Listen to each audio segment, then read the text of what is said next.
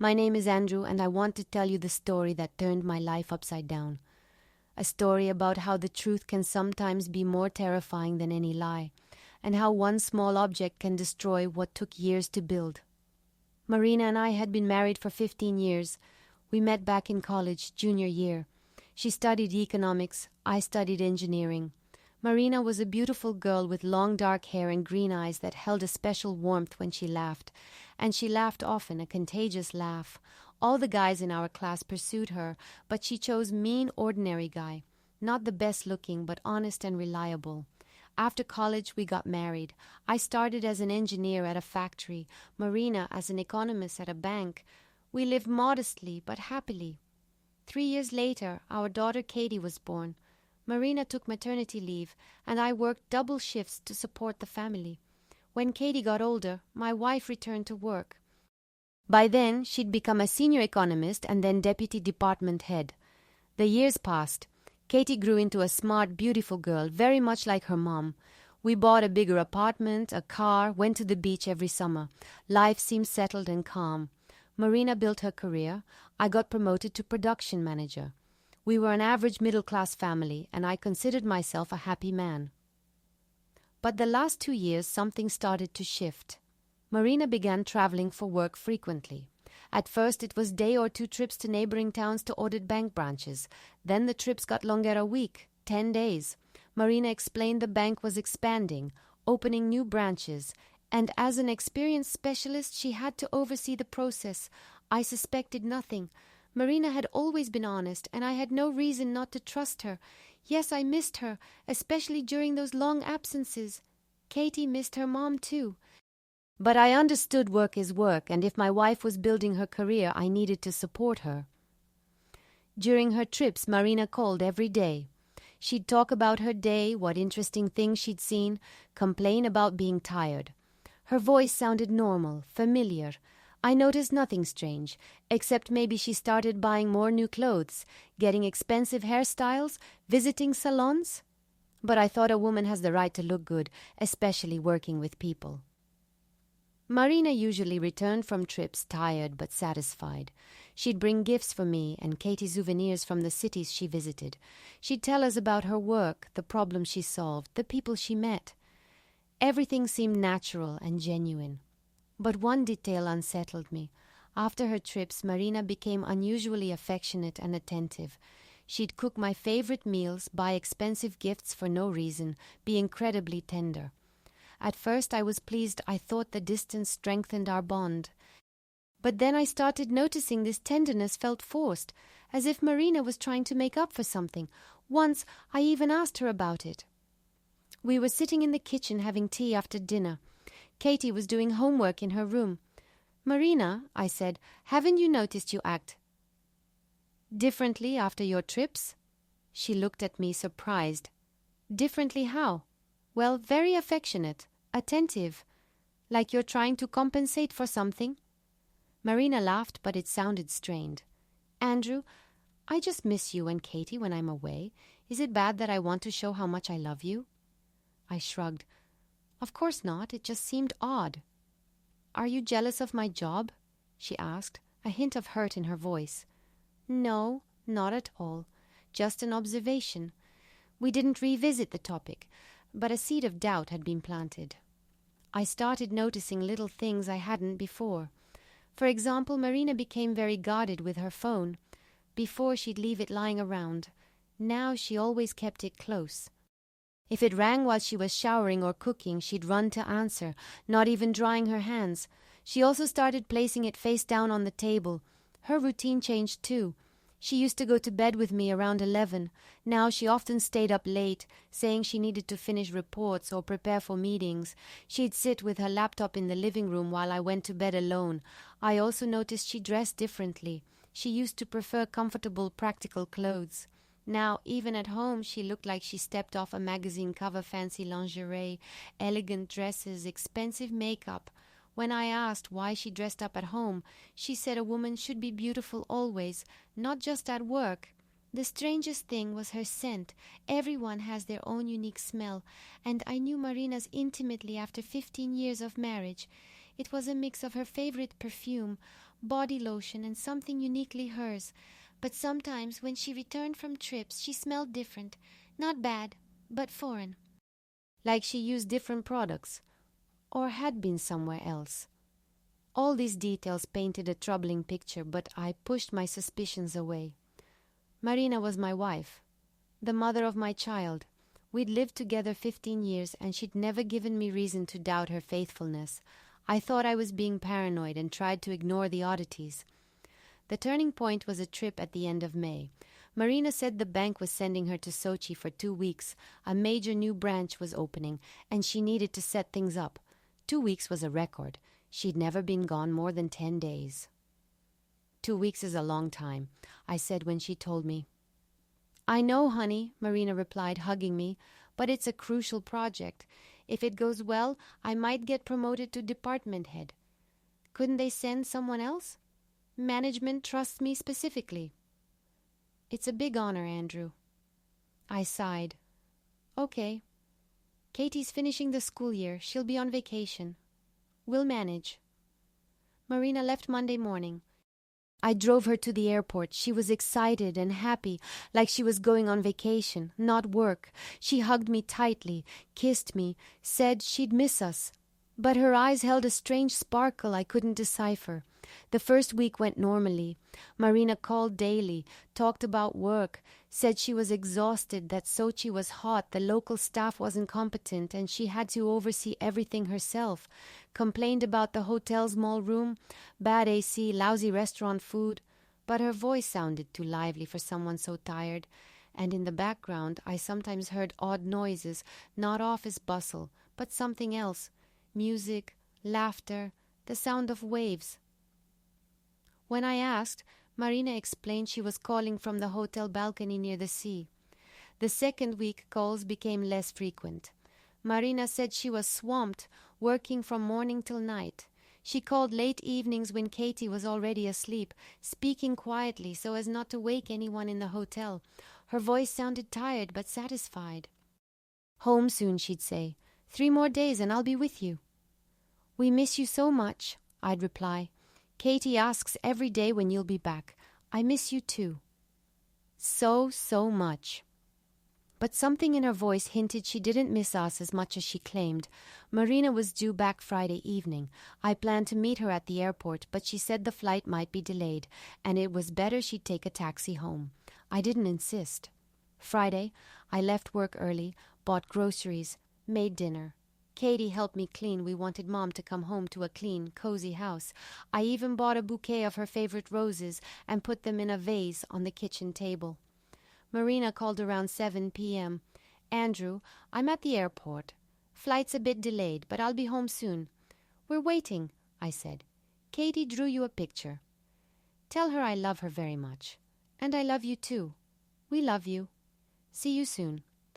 I hung up and felt my heart fill with warmth. All my suspicions seemed foolish. Marina was my wife and she was coming home. To us, her family. Katie went to bed at 9, but I knew she wouldn't sleep until she saw her mom. I sat in the living room, watched TV, and listened for sounds in the hallway. Every time the elevator door slammed, I thought, she's here. Marina showed up around 10:30 p.m. I heard keys in the lock and rushed to the door. She stood on the threshold with a suitcase and a large bag, smiling widely and happily.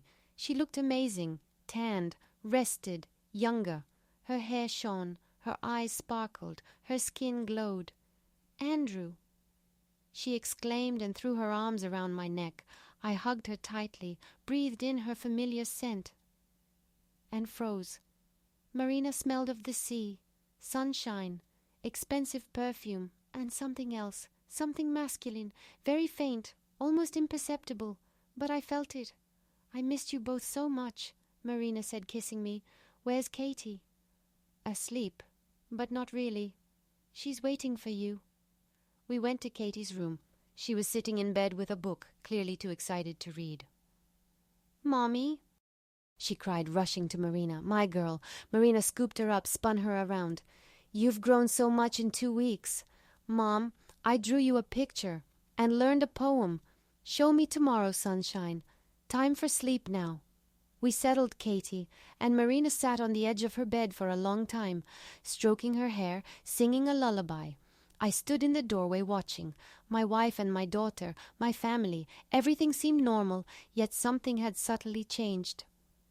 When Katie fell asleep, we went to the kitchen. I reheated dinner, opened a bottle of wine. Marina talked about the trip, the work, colleagues, how beautiful Sochi was. She spoke enthusiastically and at length, but I only half listened. I couldn't shake the feeling she was acting, trying too hard to play the part of the tired but satisfied working wife. "How were things here without me?" she asked. "We missed you," I answered. "Katie asked every day when you'd be back." "My poor baby, I brought her so many gifts. I'll show her tomorrow. Show her." "Bring anything for me?" Marina laughed. "Of course. But it's a surprise. You'll see tomorrow." We finished the wine, and Marina said she was exhausted and wanted to sleep. I helped carry her suitcase to the bedroom. She went straight to the bathroom, and I started undressing. I heard water running. Marina was showering. A long shower, about 20 minutes. She usually showered quickly, 5 to 7 minutes. When she came out, I was already in bed. Marina wore a new silk pajama set I hadn't seen before. Beautiful, expensive. Her hair was wet. She smelled of shower gel and body lotion. "New pajamas?" I asked. "Yes, bought them in Sochi." "Like them?" "Very pretty." She lay down beside me, snuggled close, rested her head on my shoulder. I held her, stroked her hair. We lay in silence, and I thought how good it was to have her home. All my suspicions seemed stupid. Here she was, my Marina, beside me, warm and familiar. "Andrew," she said softly. "Yeah?" "I love you very much. You know that, right?" "I know. And I love you. No matter what happens, remember I love you." That phrase struck me as odd. Why say that? What was supposed to happen? But I didn't ask. Marina was already falling asleep, her breathing becoming deep and even. I lay awake. Fragmented thoughts, doubts, and questions swirled in my head. Why the long shower? Why the foreign perfume scent? Why that strange phrase about love? Marina slept in late the next morning, around 10. I'd already had breakfast and was about to go to the store. Saturday was sunny and warm. I planned to buy groceries for a barbecue, a family welcome home celebration. "Good morning, sleepyhead," I said, kissing Marina's forehead. "Good morning," she stretched and smiled. "It's so good to sleep in your own bed. Bad sleep at the hotel?" "Terrible. Hard mattress, uncomfortable pillows. But here, our own bed." I went to the store while Marina stayed home. She said she wanted to unpack, do laundry, freshen up after the trip. Katie hovered nearby, waiting for presents. When I returned, Marina was in the kitchen with a coffee cup. She looked fresh and rested. Katie was playing in her room with a new Dalone of the gifts. "How's it going?" I asked, putting the bags down. "Good. Unpacked, did laundry, got your gift ready." She handed me a beautiful box. Inside were expensive watch Swiss, gold, very handsome. "Marina, this is really expensive," I said, examining them. "You deserve the best," she replied. "Try them on." I put the watch on. They fit perfectly, as if made for my wrist. "Thank you, honey. They're beautiful. I'm glad you like them." But something in her voice sounded insincere again, too deliberately cheerful. The day went well. We grilled burgers on the balcony. Katie told her mom about school, showed her drawings and crafts. Marina was attentive and affectionate, but I couldn't shake the tension in her behavior, like she was playing the role of the perfect wife and mother. That evening, after Katie was asleep, we sat in the living room watching a movie. Marina curled up on my lap and I stroked her hair. It smelled of new shampoo, expensive, with an exotic fragrance. "New shampoo?" I asked. "Yes, bought it in Sochi. The hotel stuff was awful, had to find something decent. Expensive, I bet." "Not really. Everything's cheaper there than here." I knew that wasn't true. In resort towns, everything's pricier, especially cosmetics in nice stores. But I stayed silent. Sunday was quiet, too. We went to the park, pushed Katie on the swings, fed ducks in the pond. A typical family scene. but I couldn't shake the feeling of falseness. Marina was too perfect, too determinedly happy. Monday, we both went to work. Marina said she needed to file a trip report, meet with management, discuss results. I drove to the factory, a normal workday, but my thoughts kept drifting back to my wife. Her strange behavior, that foreign scent, the expensive gifts. Marina came home late, around 8, said there was a lot of work, spent ages going over the trip outcomes. She looked tired but pleased. "How was work?" I asked over dinner. "Good. Management's happy with the results. Might actually get that promotion." "That's great?" "Yeah, though there might be more trips. The bank's planning branches in other cities." My heart clenched. More trips, more separations, more reasons for doubt. "Will you be traveling often?" "Don't know yet. Depends on management." We finished dinner, and Marina went to the bedroom. Said she wanted to sort documents, organize papers from the trip. I stayed in the kitchen washing dishes and thinking. Something was wrong. I felt it in my gut but couldn't pinpoint what. Marina acted like a loving wife, but there was an artificiality to it, like she was following a pre-written script. When I finished the dishes and went to the bedroom, Marina sat at her vanity removing makeup. In the mirror, I saw her face focused, thoughtful. She didn't notice me enter, and for a second her mask slipped. Her face looked different, guilty, sad, somehow lost. "Marina," I called. She started, turned around. The smile was back. "Andrew, you scared me. Sorry. What were you thinking about?" "Oh, just work, lots of plans, lots of tasks." She stood, walked over, hugged me. "Let's go to bed. Early start tomorrow." We lay down, but I couldn't sleep. Marina's breathing was even, but I sensed she wasn't asleep either.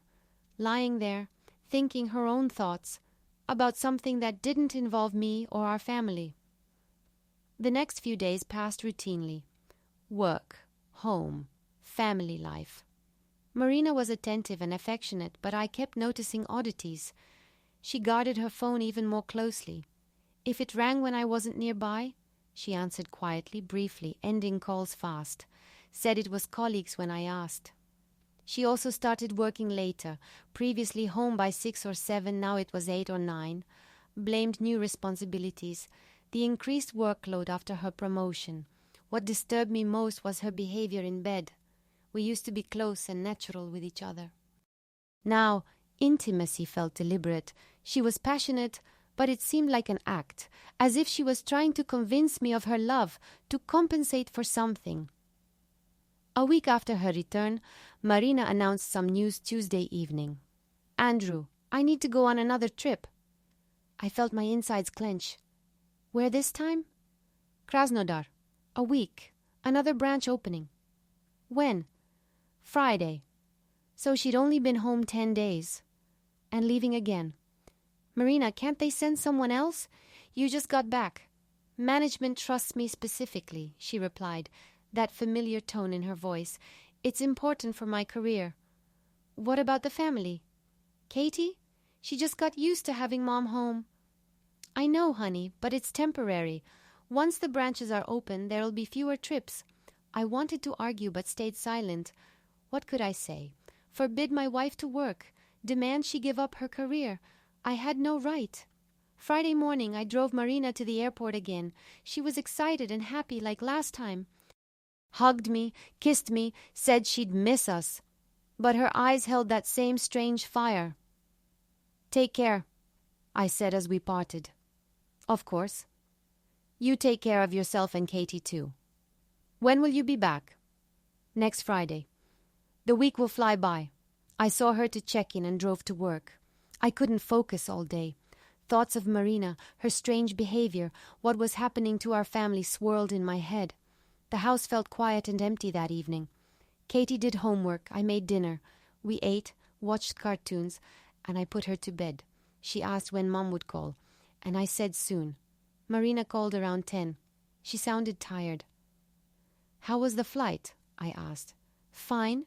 Just an hour delay." "How's the hotel?" "Standard. Small room, but clean." "How's work?" "Start tomorrow. Just checked in. Met the local staff." We talked for about 10 minutes. Marina said she was exhausted and wanted to sleep. wished me good night and hung up. I lay in the empty bed unable to sleep. Without Marina, the house felt different, cold, unwelcoming. I was used to her presence, her breathing beside me, her warmth. Now she was far away again, in another city, living another life. The following days followed the familiar script. Marina called every evening, talked about work, complained about exhaustion, problems with local staff, bad hotel food. But her voice was bright, and in the background I heard strange noises again, music, laughter, the buzz of what sounded like a cafe or restaurant. "Marina, where are you now?" I asked Wednesday evening. "In my room," she replied. "Why? Just heard some music." "Oh, right. There's a restaurant downstairs. Music carries up." "Got it." But I knew she was lying. The sounds were too clear, too close. She wasn't in her room. She was in some establishment, a restaurant or cafe, and not alone. Thursday she called very late, almost midnight. Her voice was cheerful, slightly tipsy. "Andrew, sorry it's so late. Colleagues and I were celebrating the project wrap-up." "What project?" "The branch opening." "Branch." "Went well. Management's pleased." "Right. Been drinking?" "A little. A glass of wine. Couldn't not toast." "Sure." We talked a bit more, and Marina hung up. I sat in the kitchen holding the phone. Something was very wrong. Marina never drank at work events, rarely drank much even at home. Now a cheerful voice, a tipsy lilt calling at midnight. Friday morning she called early. "Andrew, plans changed. Flights moved to evening. I won't land until late." "Why rescheduled?" "Technical issues with the plane.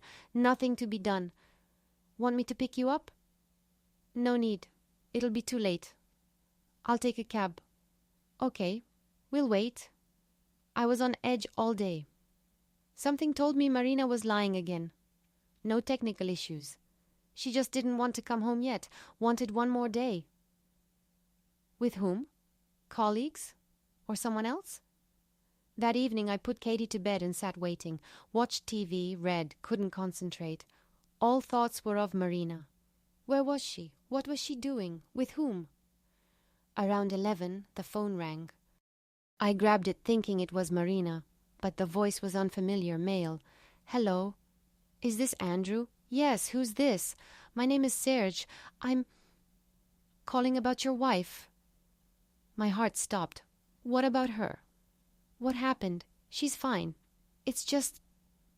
I think you should know the truth. What truth? Your wife, Emma, she's not on a business trip. She's here, in Moscow, with me. My world collapsed. I sat holding the phone, unable to speak. "Hello? You there?" the voice asked. "Yeah," I rasped. "I'm so sorry. I didn't want to hurt you. But I think you have the right to know. Who are you?" We met 6 months ago. Marina said she was divorcing her husband, that you weren't living together anymore. I only found out yesterday that wasn't true." "How?" "She got a call from you while we were at a restaurant, talked to you, called you honey, said she missed you. Then she explained to me you weren't officially divorced yet, but the relationship was over, but I saw how she talked to you." That wasn't an ex-wife talking. That was a woman lying to her husband. I was silent. Words failed me. "I can't be with a woman who lies to her husband," Serge continued. "It's not who I am. So I decided to call you. Where is she now?" "Don't know. We fought when I said I knew. She left. Probably went home." "Thank you," I said.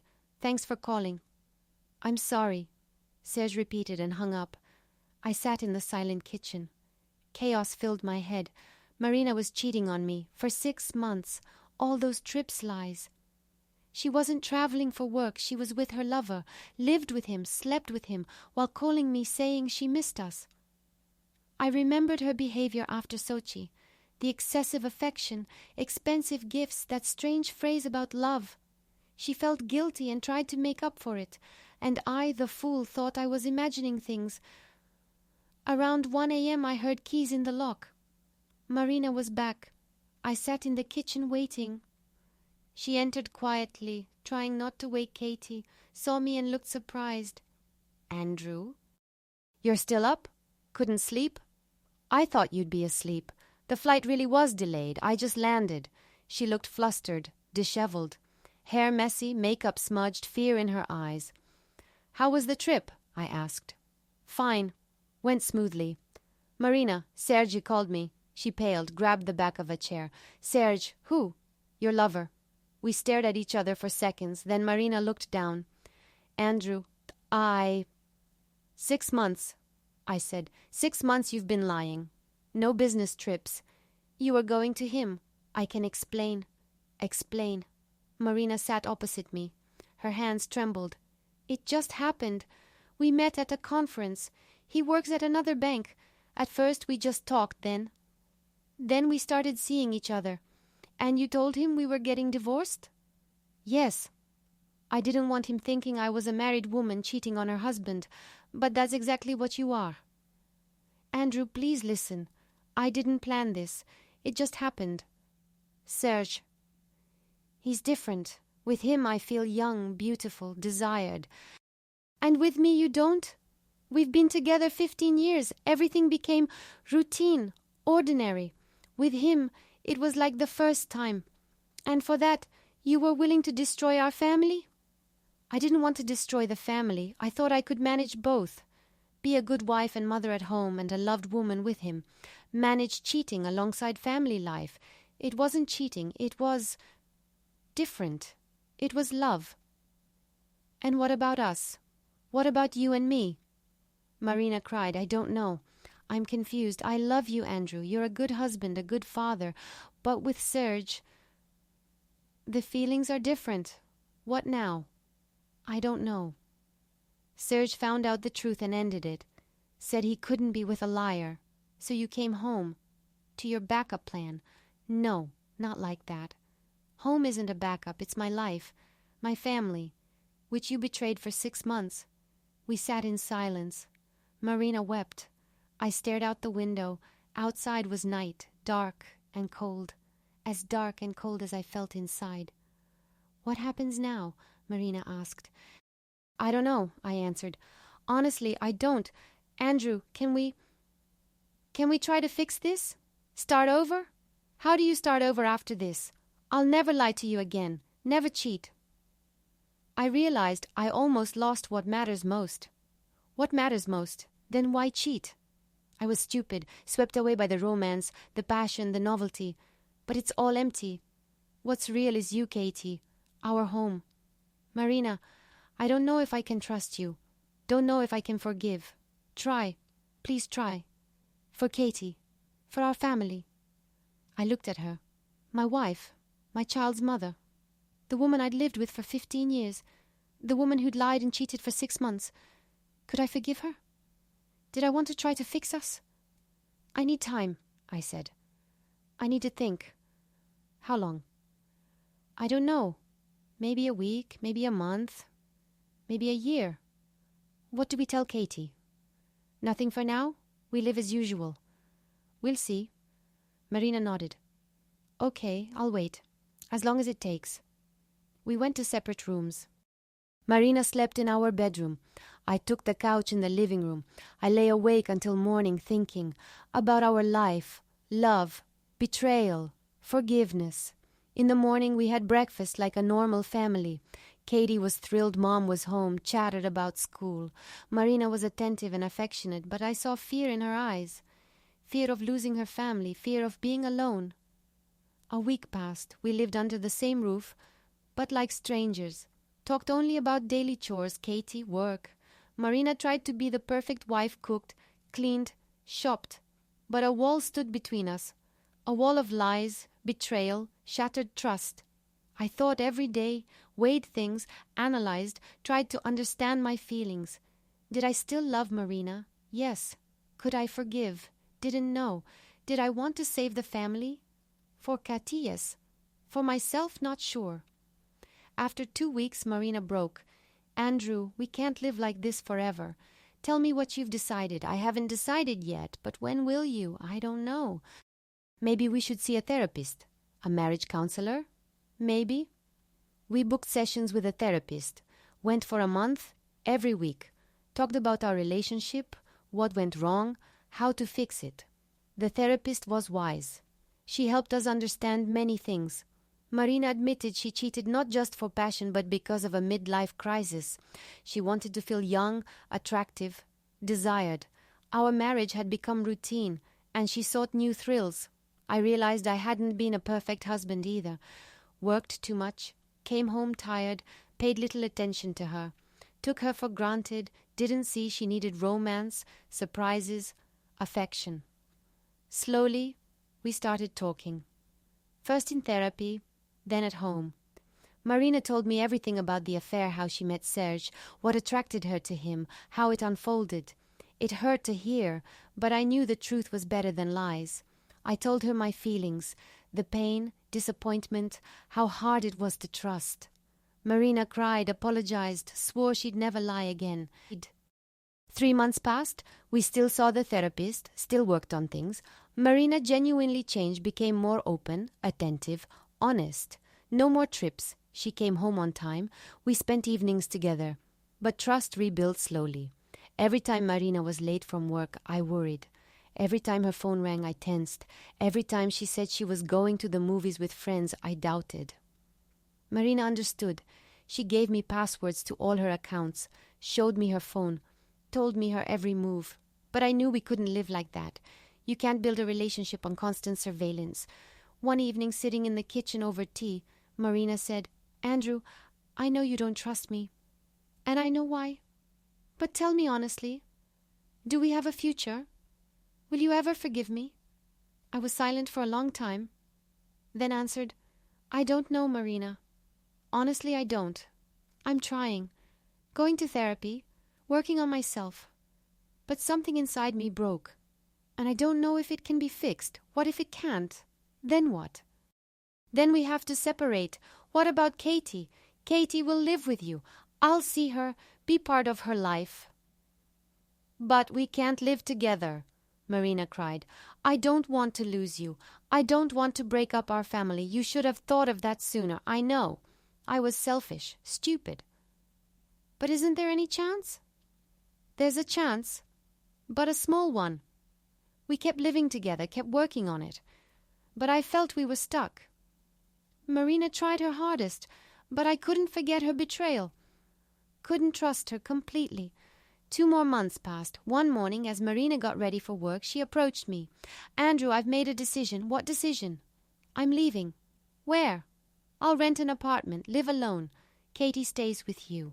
"Why?" "Because I see you can't forgive me, and I can't live in this atmosphere of distrust and suspicion anymore. It's destroying us both."